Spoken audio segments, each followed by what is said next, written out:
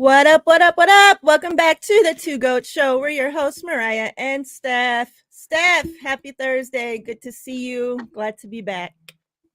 Happy Thursday, Miriah. Happy to have you back. And yeah, I mean, there's plenty to talk about because it's free agency. It's been a crazy week already. And I'm sure the 49ers aren't done.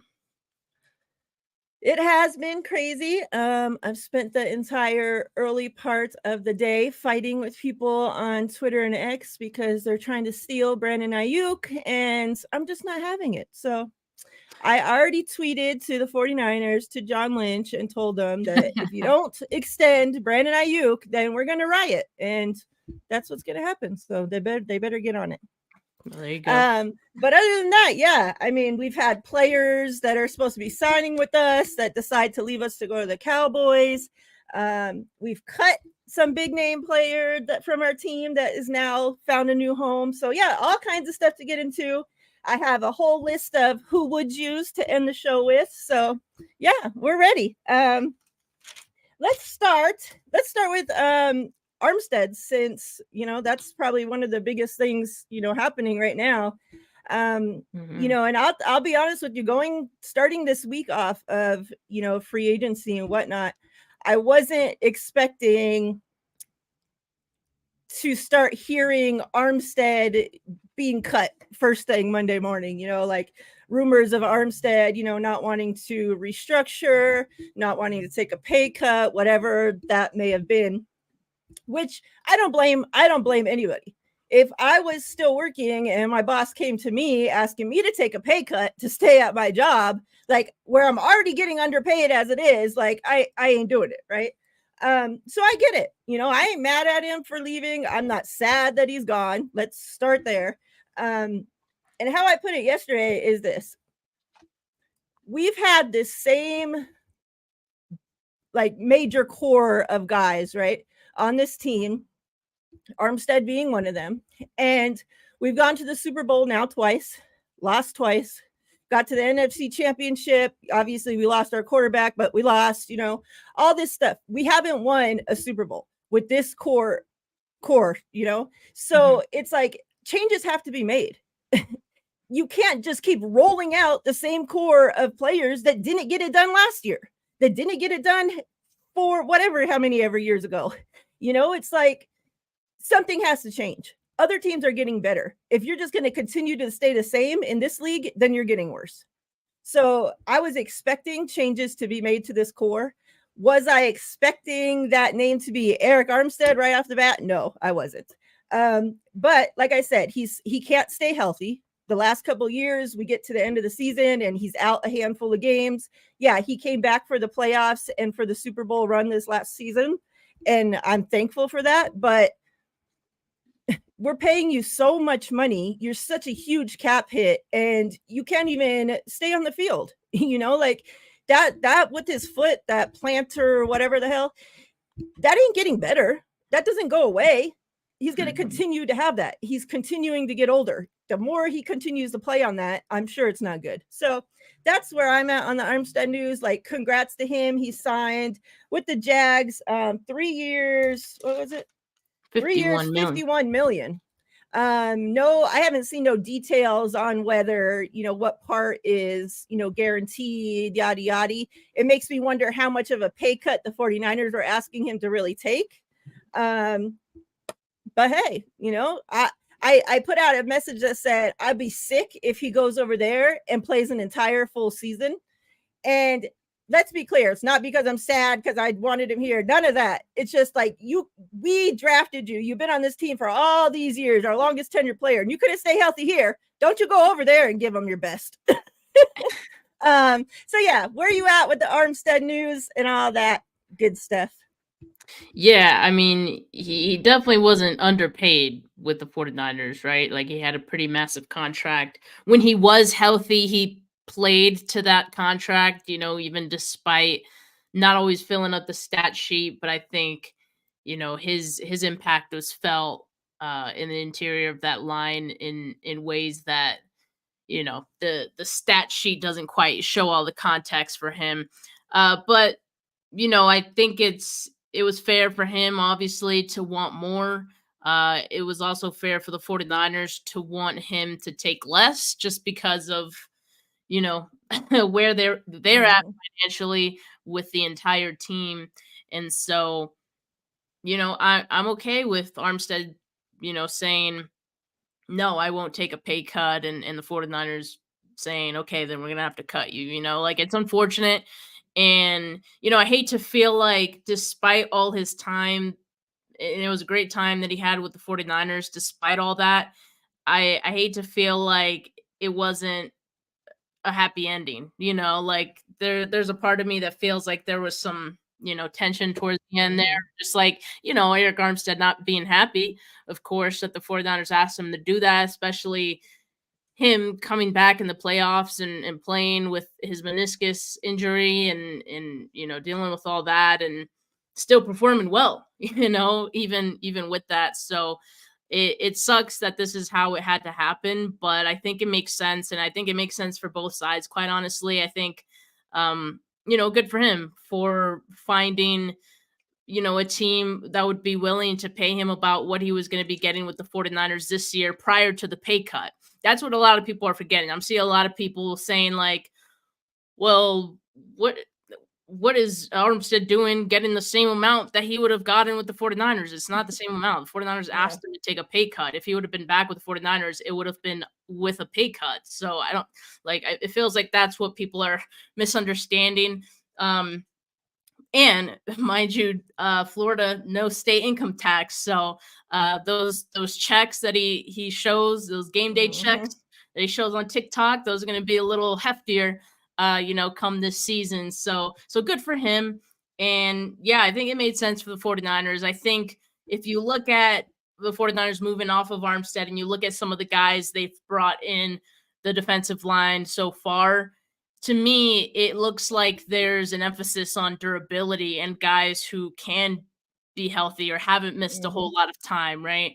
And actually, yeah, Leonard Floyd, like for example, hasn't missed a game since 2017.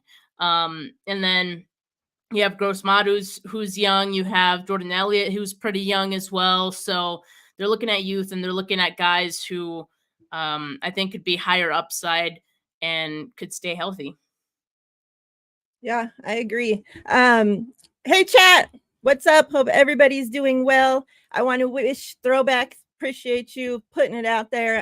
Happy birthday to Sin yesterday. We're a day late, but day late, dollar short, story of my life. Happy birthday, Sin. You're the best. I hope you had a wonderful birthday and that you have the best year yet.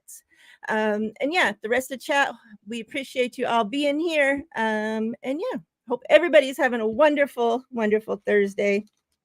So before the news came out about Eric, officially going, the Jags officially signing him, it some, I don't know if it's rumors or what you want to call it, came out about that there being mutual interest for the Jags trading for Brandon Ayuk and mutual interest with Brandon's team, not the 49ers, but Brandon's, management team, and the Jags. Now that they signed Armstead, I'm wondering if maybe that doesn't quite go to fruition if it was. But I want to get your thoughts on the whole Ayuk thing. If you think he's going to get traded, if you think it's just a rumor. But I had put out a tweet that said, and I'm sure everybody has their players that they, their favorite players or whatnot. My two guys, like I put out a tweet, trade anybody but Ayuk and Fred.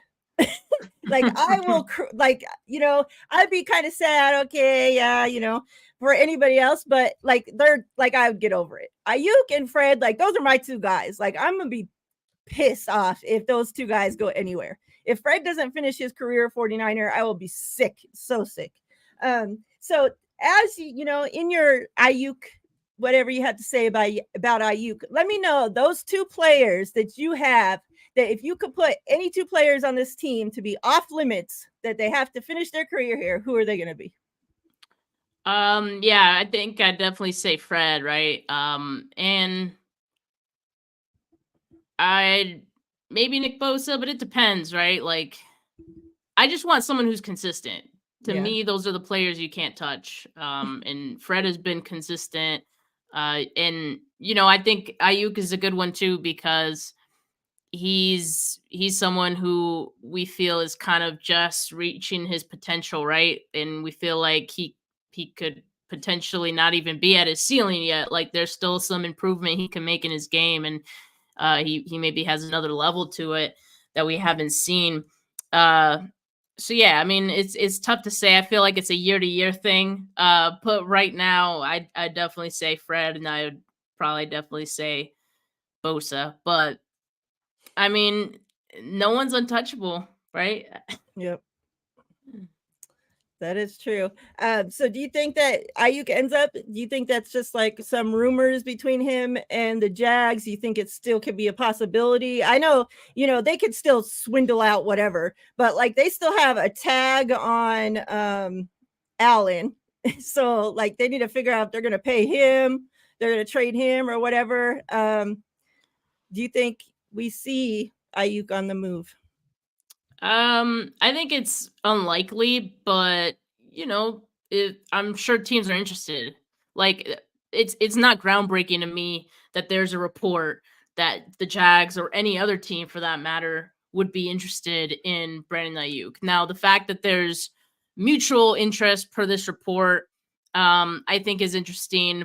But so here's what I'll say. The part of the reason why some of this kind of came to be is because I guess Trevor Lawrence started following Brandon Ayuk within the last day on Instagram.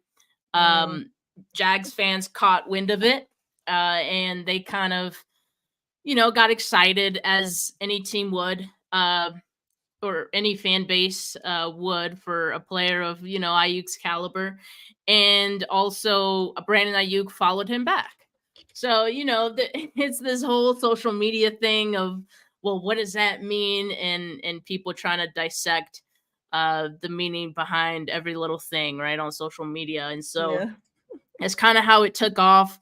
And then I don't know if you guys have been seeing posts from this new account, Pretty Ricky, Mm-hmm. who's like breaking a bunch of news before it even happens. He definitely has some sources, but he's like some mystery. Um, so he put out a tweet. I think he was talking about Debo in it at first, and then uh, one of the media members from the Jags responded and said that there's mutual interest between the two. So yeah, and I guess that's not really surprising. Like I said, like if the Jags players are interested in having a guy like Brandon Ayuk, okay, like like that doesn't really move me. Right. So yeah, I think it's unlikely. I think we've been hearing a lot of Debo's name as well. I think honestly, like either of those guys could maybe go. Like the 49ers probably listen on either of those players. But as has been the case with the 49ers, like they're going to overvalue some of their guys. So they're going to want a big offer in order to make it happen. And I don't think another team um, would really be willing to give up as much as the 49ers would want to make it happen. Yeah. Yesterday, talking about Debo, like we actually seen reports that the Ravens actually called the 49ers to see if there was, that they could work out something, and that supposedly they said, he's not available or whatnot. But, I thought that was very interesting. Like the teams are just randomly calling, hey, is Debo available? Or has it been put out there that maybe Debo could be available for the right price? Like, I don't know. Of course, you don't want to see neither of them go. You guys know how I feel. If it's up to me, if I ran this freaking team and you got to trade one of them, like if it was absolutely like you can't pay Ayuk if Debo's here. Bye, Debo. Out the freaking door you go, buddy. So, but the 49, like we see all these teams signing these guys to all these big contracts and yet still have all this money. So, like, with the salary cap, like I don't want to say, oh, it's fake, like some people say, but it definitely can be swindled around so that things can be done.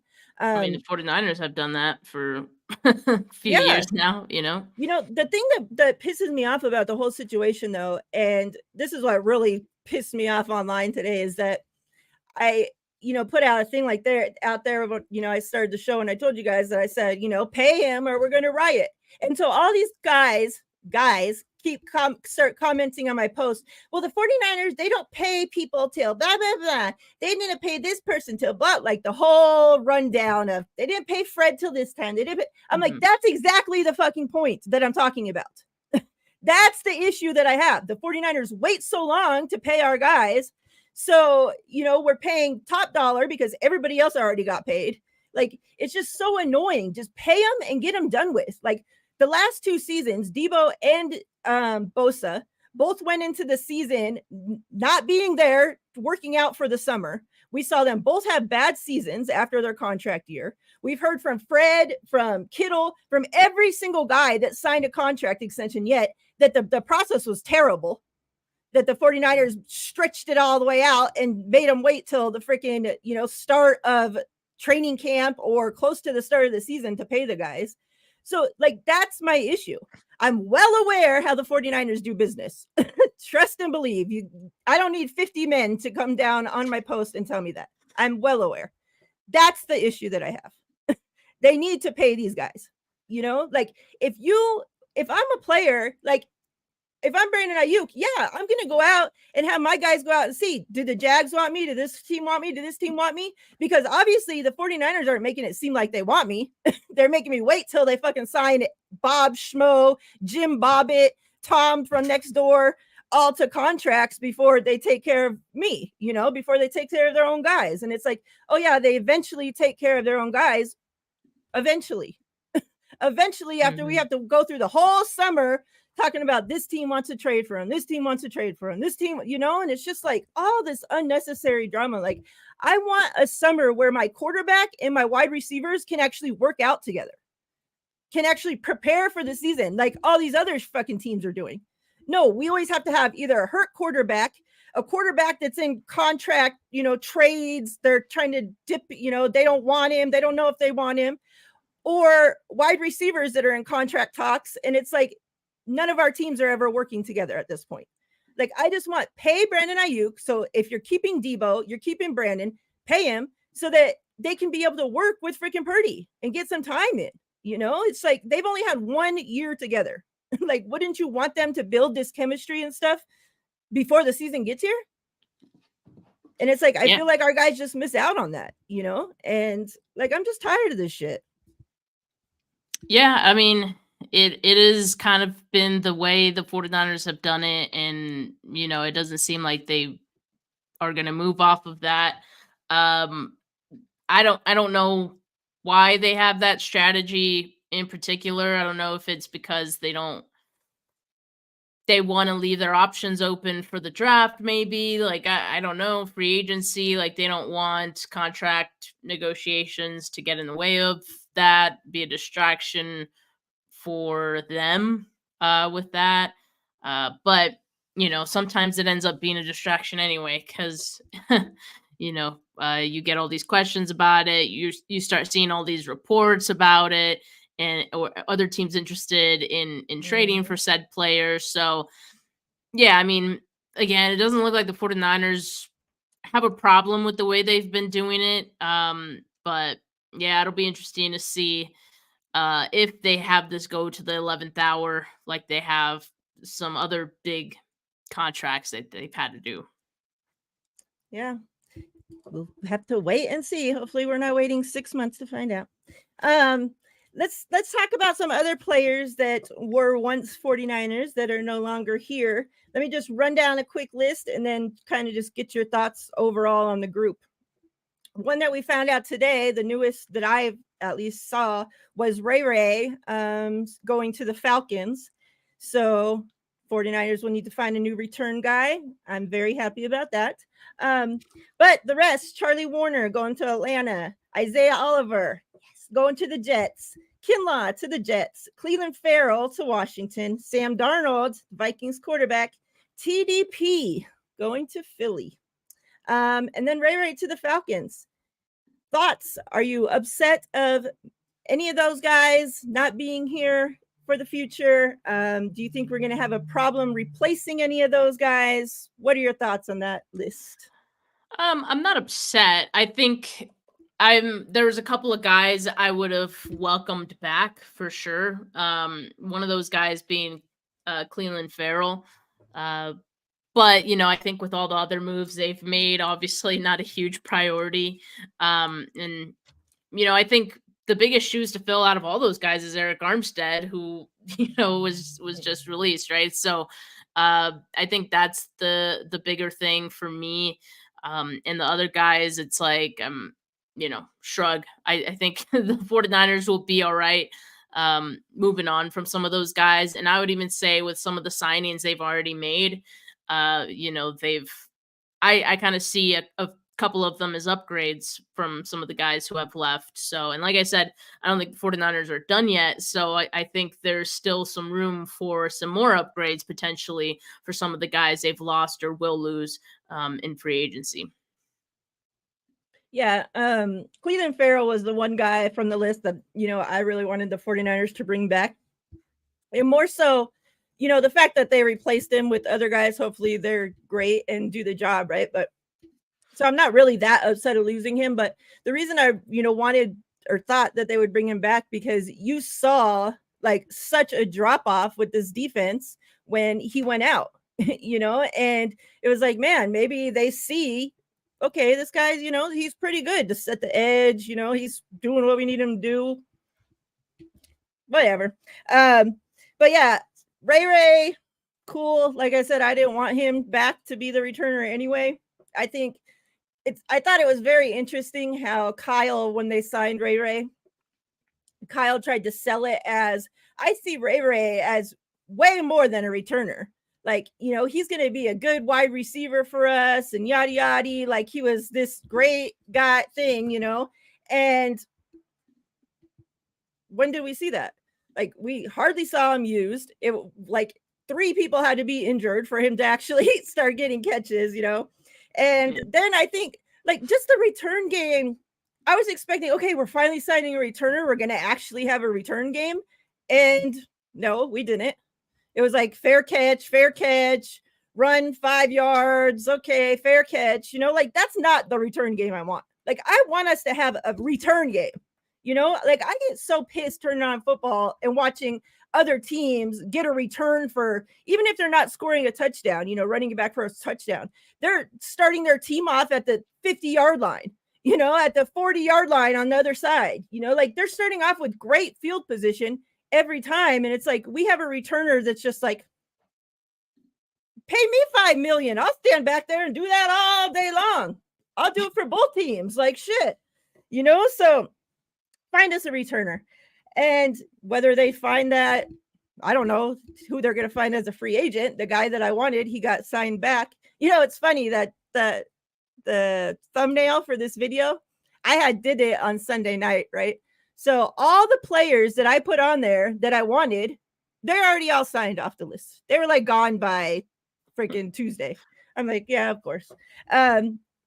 So replacing those guys, I'll get your thoughts, who you think Ray will be replaced in a little bit, but let's talk about the guys that we added.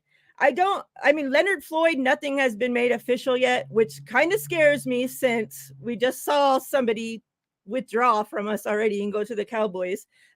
So I really wish that we would see like an official thing. The 49ers even put out something saying, welcome to the team for Jordan Elliott, Malik Collins, Gross Matos, no mention of Leonard Floyd. So we'll see. But Jordan Elliott, defensive tackle, 2 years. Leonard Floyd supposed to be 2 years as well. Malik Collins, we traded for him, defensive tackle. For a 7th round pick, I thought it was interesting that, reports came out that the Texans and the 49ers were working on a trade for Collins and Armstead until the Texans signed Danielle Hunter, and that, so they didn't need Eric anymore. But I was like, man, the 49ers are actually going to trade like Eric for that guy. That's kind of interesting. And then Gross Matos to 2 years. We saw them put the 1-year tender on Jawan Jennings. They extended McKivitz, Brandon Allen, Ben Barch, Kevin Givens, George Odom. We got him back. Don't worry. So what are your thoughts on this whole, new group of guys, most for the defensive line that the 49ers have signed so far? Yeah, I think I'm a fan of the moves. Like, if you look at Leonard Floyd, who, I think, yeah, we're still waiting for that to be officially official. I think if you see that as the Cleveland Farrell replacement, I think that's an upgrade for the 49ers, right? And also, I mean, Malik Collins has been by far my favorite pickup of the 49ers in free agency so far, and I know that was via the trade. So I just think that's high upside. I mean, he's young as well. I think he has a crazy spin move. Only giving up a 7th to me is great. Like, it was a 7th round pick swap, so technically you're not losing a 7th rounder even. So yeah, I think or was it, maybe it wasn't a pick swap. Sorry, I can't confirm off the top of my head, but I mean, I think that's a great move for the 49ers. I think for, who was it? Gross Matos, the interesting thing about him is he can rush from outside or the interior. So that kind of gives him the same flexibility that Eric Armstead did, right? The same flexibility that like Charles Omenihu, a couple years ago did. And so I think, that's high upside to me. Jordan Elliott, to me, would have been the Kevin Givens signing, but they brought Kevin Givens back. So that was like, interesting. Maybe they'll have a couple of those guys compete, because suddenly they went from desperately needing a defensive tackle to almost too many. Like, you got to remember there's still, who is it? They still have Kalia Davis, on the roster. So Drake Jackson. Yeah, on the outside, you still have Drake Jackson and you the guy have that was a rookie last year, Robert Beal. I think the edge rotation is fine, but it'll be interesting to see if they, make it somewhat of a competition, for the defensive tackles. But, the 49ers like their depth, and they usually do keep 10 defensive linemen. So I think that's about where they're at right now, if I'm not mistaken. So yeah, I mean, they go into the draft not having like any desperation for a defensive lineman.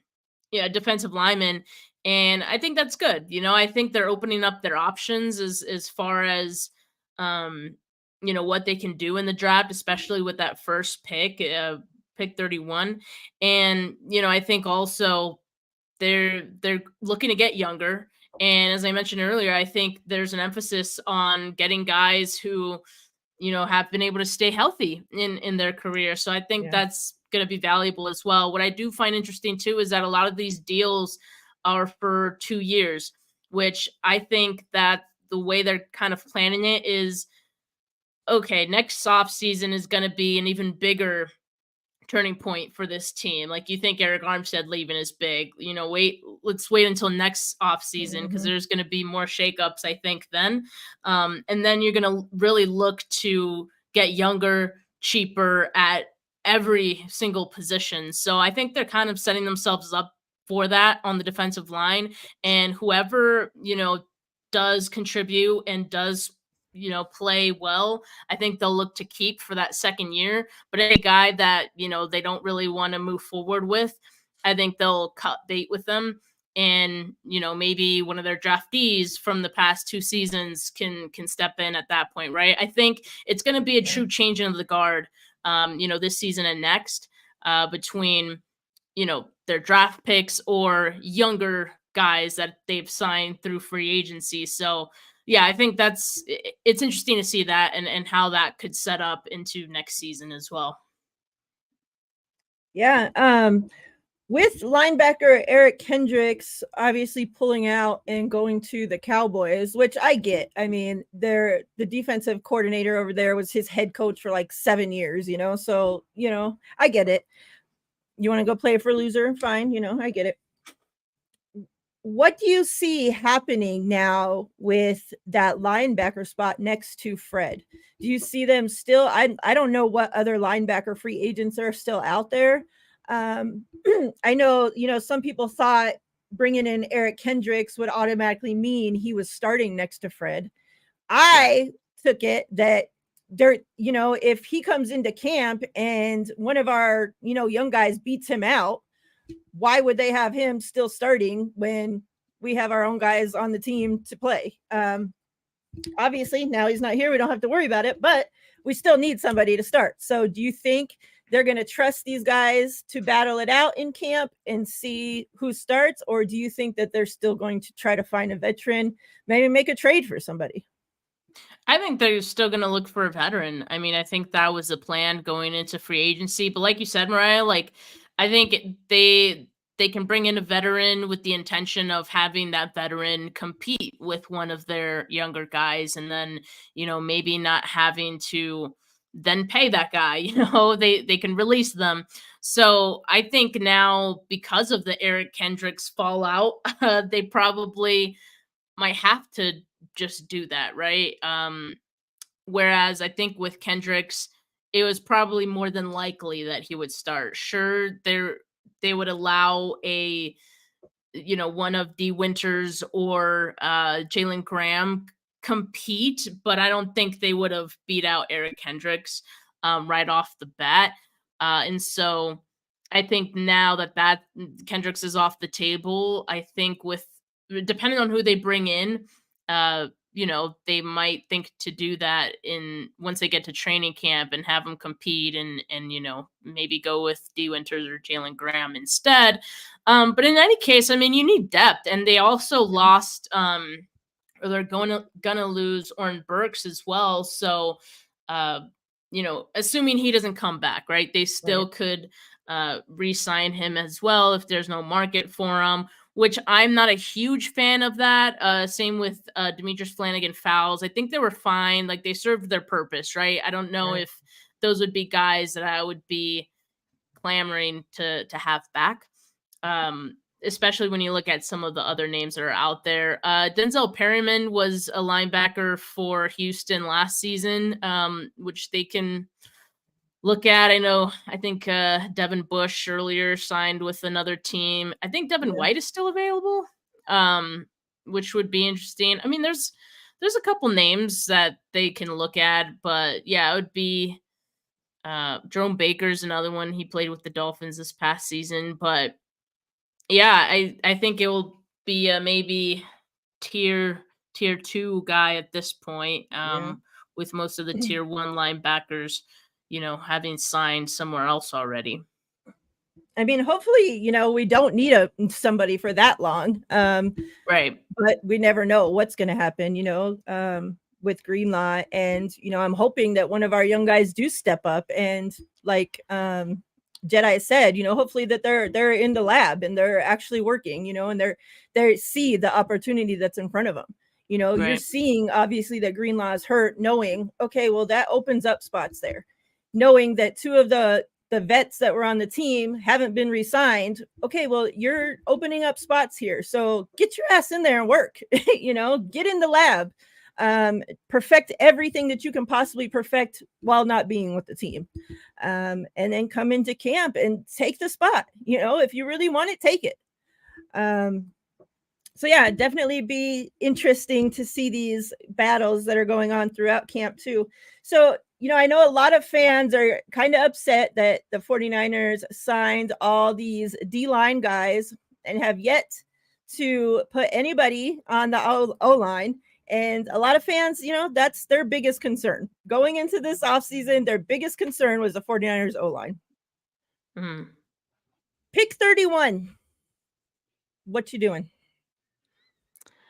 I'm going best player available, and I think the 49ers should do that. I think, I was talking with Desi about this yesterday. I don't think the 49ers should go into it feeling like they need to pick a certain position, with pick 31. I think just simply drafting the best player available is, to me, the best strategy. I mean, we already know the draft is a crapshoot. You might as well go with the highest guy on your board that you feel gives you the best chance. Now, I mean, it could happen to be that the 49ers have a tackle as their best player available at 31. That's possible. Could be a corner, could be Kool-Aid, right? If Kool-Aid falls at 31, you're making that pick, right? And there's a couple other guys that if they fall to 31, I don't think you can pass up that opportunity. Imagine if someone as talented as Kool-Aid was available and the 49ers went with an offensive tackle that you're not even sure will be the guy, right? Like, would you feel good about that pick if Kool-Aid was available? Yeah, right. Like, so I think, yeah, the best strategy should be to go best player available. And I think so far, the way they're filling some of the small holes in free agency, and especially the holes in on the defensive line, I think they're setting themselves up well to be able to do that. Yeah. I don't know. I hope that, like, if there's a guy that you really want and you can move up to 25-ish, 20, do it. Please do it. Yeah. Like, get I the mean, that guy too. that you want, whatever. But yeah, best player available. Do you think they still do that? Whether their best player available is a D-line guy? Do you think we're drafting D-line? See, no, that one may be a little less likely, but you never know with this team. It depends. It depends who's up there. Again, if it's the best player available and it's so much the best player available that you just literally cannot miss it, then yeah, you kind of just gotta go for it, right? And figure out the rest later. But if I would say, like, if you feel like that defensive lineman would be able to beat out any of the guys that you have on your roster, yes. Are there any free agents out there that you would still want the 49ers to make a move for right now? I know obviously the big name guys are As far gone, the as big expensive guys are gone, but like some guys to just fill in the holes that we, might have. yeah, I mean, less so like particular names that I have in mind, but linebacker, corner, and safety, I think the 49ers need to look at the rest of the way here. And I think they could find someone, at the very least, someone who's able to compete during training camp at each of those positions.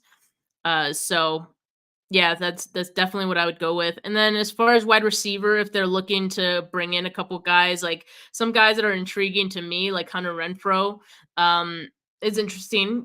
That would pique my interest a little bit as like your slot guy, and then Deontay Hardy, just because he has that return capability as well. There are some corners that have some return capabilities too that I'd be open to the 49ers bringing them on. And then I would say I'd be open to the 49ers bringing in a veteran tight end too, but Yeah. some of the main guys have kind of already popped off. Robert Tonyan is an interesting one because I don't know what happened to him. A couple of years, I think it was at this point, it's like 2 or 3 seasons ago, he like exploded for the Packers, right? Mm-hmm. And I think that was his rookie season, if I'm not mistaken. And he just looked like the next big thing. He was friends with George Kittle. He went to his TEU, Mm-hmm. and I think he had an injury. It was either like an ACL or something else that was like season ending, and he just like he fell off after that. And he's a free agent now. He was just with the Bears, but and that would be an interesting one that, Yeah. if 49ers want to take a flyer on him, that would be it'd be interesting to I can see me. that. Yeah.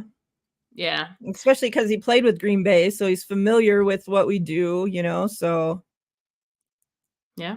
yeah.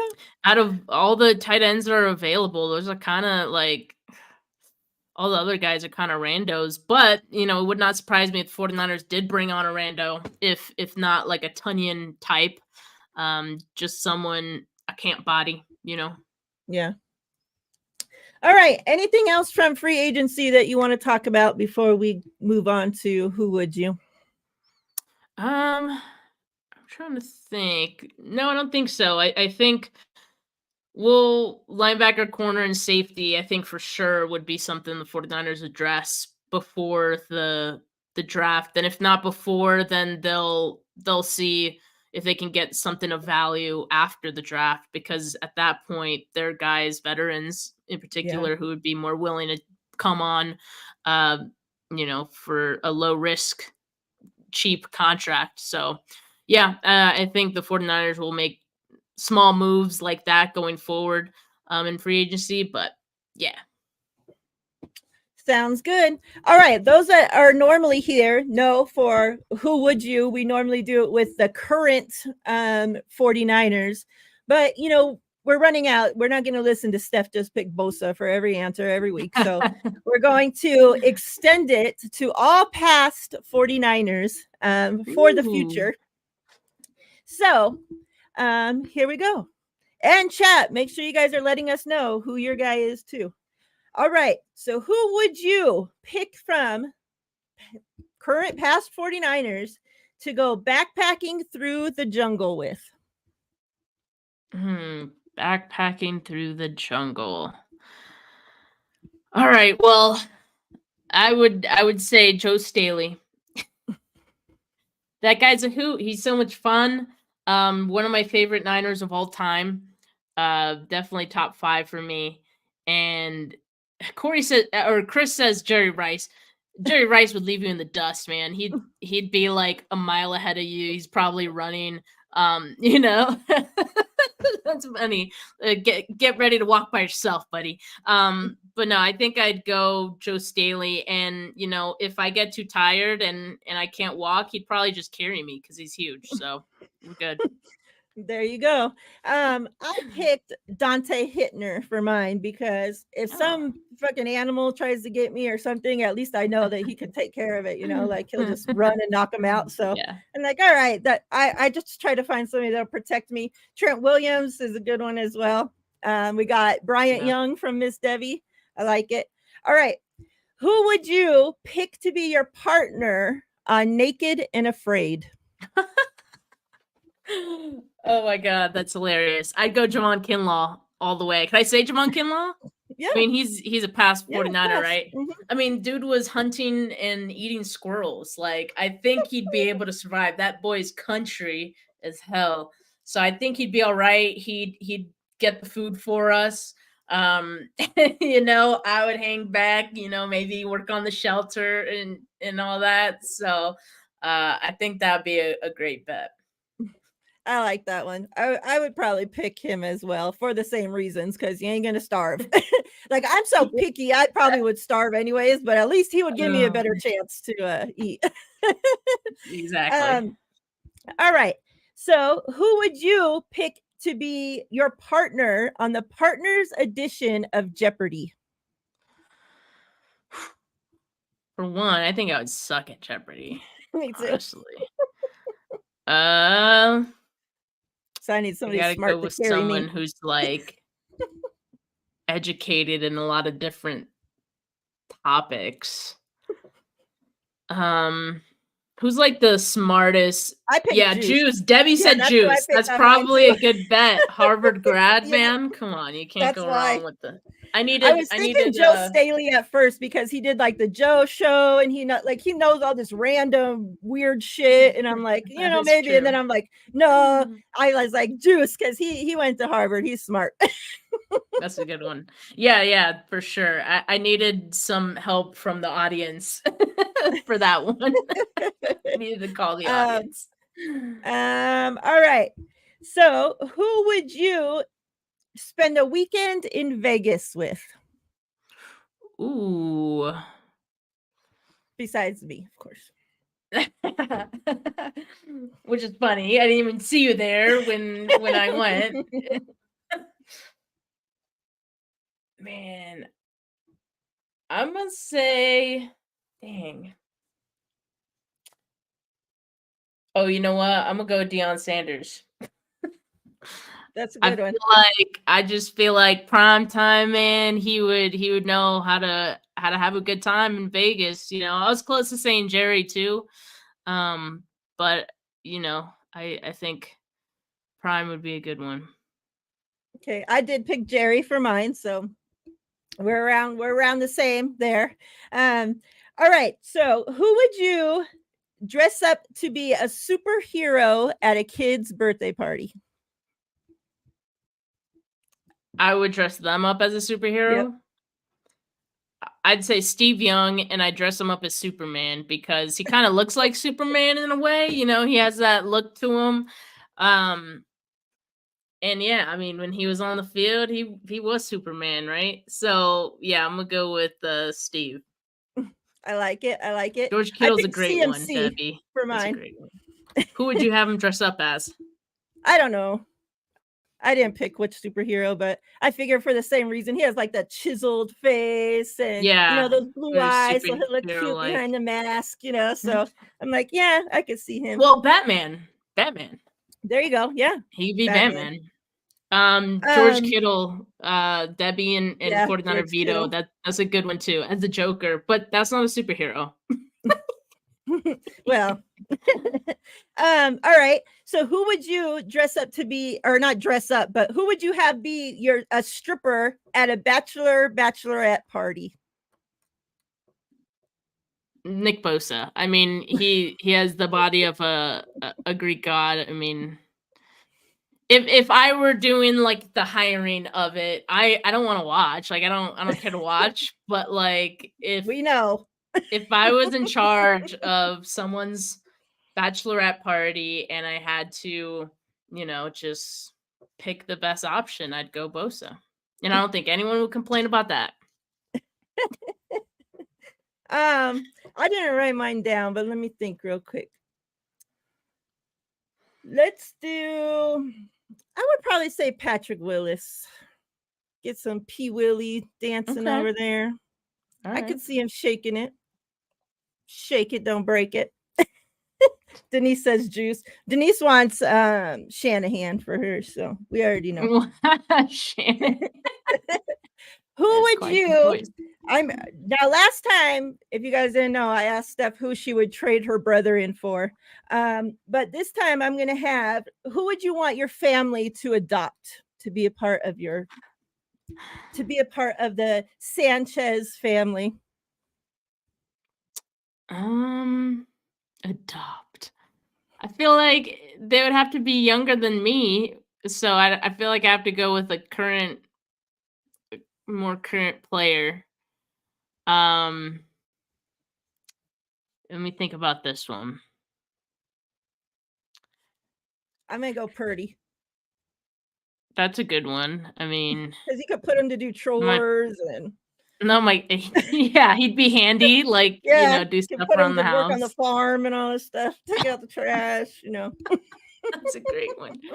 That's a great one. I'd say Fred actually, because I mean he's Mexican. I'm not Mexican, but I am Hispanic, so Frederico would fit right in, I think, with my fam. I like it. All right, last one. Who are you spending the night at Top Golf with? Top Golf of all places? Top Golf? Yeah. Yep. They got to be handy at the golf club, I guess. I'm going to go Jerry with this one. I feel like he's got a golf game, I think he participates in those like tournaments that they do every once in a while, the celebrity tournaments. So I'm going to go with him. Maybe he could teach me a thing or two because I know squat about golf and a good swing. So I'm gonna go Jerry. I have to pick Jerry for one if I have the chance, I'm going Juice, and only for the reason because remember when we saw that picture circulating of Juice and CMC out there on the field getting some sun, and they had like their shorts rolled up and all this, like they were out there practicing their golf swings. So I'm like, they have to like. Yeah. You have to swing a golf club if you're out there actually practicing your golf swing in the middle of a football field, like with no golf club. And a couple of those guys have done like the touchdown celebration with the golf swing, right? CMC, I think, did one of those as well. But yes, I'm sure Juice could, throw down on the golf field. Is that what it's called? Field, golf course, golf course. Golf course. There you go. Golf field. See, I don't know anything about this. Steph, you have anything else planned for today or the rest of the week? I do not. This is my only show of the day. It's been a little slower day of free agency, and it has slowed down a little bit for some of my prospect interviews, just because it's been crazy with free agency and all that. But what I have been doing is I've been tracking pro days and which pro days the 49ers are at, not just which ones they're at, because they're at most of them, so that's not really notable, but I try to see which scouts are there, and if there's any notable scouts, I will call that out, and I will mention which players are there. So yeah, that's on my draft sheet. Make sure you guys check that out on Twitter, Steph49K for the link. And yeah, that's what I'm working on. Yeah, and if you guys ever do something wrong, I'm gonna hire Steph as an investigator, because she's over there circling I'm a out sleuth. 49er scouts in the back of the pictures and all kinds of crazy shit. So she'll get your ass. Chat, we appreciate you guys so much. I appreciate you guys participating for Who Would Use. We'll get some good ones for you guys next week as well. Make sure that you guys are subscribed to both channels, Steph49K and 49 Faithfully on YouTube. Hit that like button on both. We greatly appreciate it. And yeah, Steph, it was a great show. We'll be back next week, same time, same place, to do it all over again. Everybody have a great rest of your week, a great weekend, and everybody stay safe out there. Till next time.